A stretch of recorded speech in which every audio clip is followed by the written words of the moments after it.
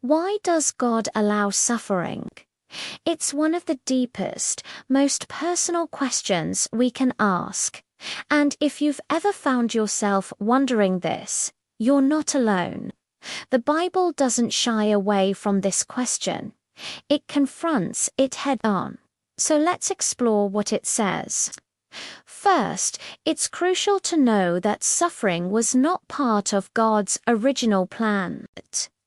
When God created the world, the Bible says He looked at everything He had made and declared it was very good. There was no pain, no death, no tears. Suffering entered the picture later as a consequence of humanity's choice to turn away from God. So, the suffering we see today is a symptom of a broken world, not something God ever wanted for us. But here's where it gets really interesting. Even though God didn't create suffering, He doesn't let it go to waste. The Bible teaches that God can use our hardships to shape our character. The Apostle Paul wrote that suffering produces perseverance. Perseverance builds character, and character brings hope. Think about the story of Joseph in the book of Genesis. His own brothers betrayed him, sold him into slavery, and he was later thrown in prison for a crime he didn't commit. His life was filled with unimaginable pain and injustice. Yet, years later, when he faced his brothers again, Joseph said, "You intended to harm me, but God intended it for good." God didn't cause the evil done to Joseph, but He masterfully wove it into a story of redemption that saved an entire nation. Suffering also has a way of teaching us to depend on God. Let's be honest, when life is easy and everything is going our way, we tend to feel self-sufficient. We forget we need anyone or anything. Pain is a powerful reminder that we're not in control. The Apostle Paul talked about having a thorn in his flesh, some kind of persistent hardship. He begged God to take it away, but God's response was, "My grace is sufficient for you, for my power is made perfect in weakness." God didn't remove the problem. Instead, He gave Paul the strength to endure it. Sometimes, God doesn't change our situation because He's more interested in changing us.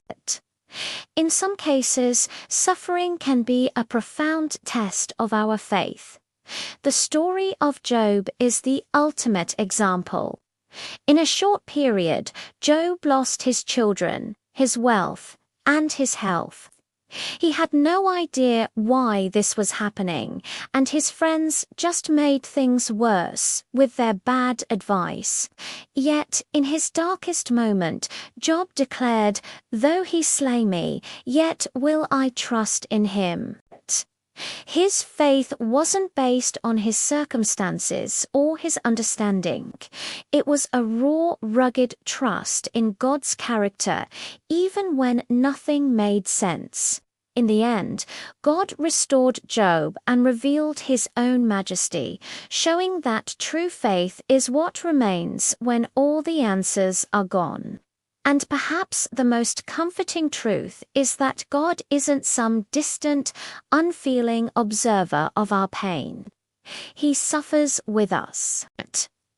Jesus Christ entered our broken world, was rejected, misunderstood, and experienced immense physical and emotional pain, ultimately dying on a cross. The prophet Isaiah wrote of Him, "Surely He took up our pain and bore our suffering." God understands our hurt not in theory, but from personal, lived experience. He's been there. The Bible also gives us a powerful perspective. Our current suffering is temporary, but the glory that awaits us is eternal. Paul wrote that our present sufferings are not worth comparing with the glory that will be revealed in us. The book of Revelation paints a beautiful picture of the future where God will wipe every tear from their eyes. There will be no more death or mourning or crying or pain. This means our suffering has an expiration date. So, to bring it all together, God allows suffering not because He enjoys it, but because we live in a fallen world. He uses it to shape our character, teach us dependence, and refine our faith. He is with us in our pain, and He promises an eternity without it. He never wastes our suffering. It might be to draw someone else closer to Him, to strengthen our own testimony, or to build a deep compassion for others within us. The presence of suffering doesn't mean God is absent. Often, it means He is at work in ways far deeper than we can currently see.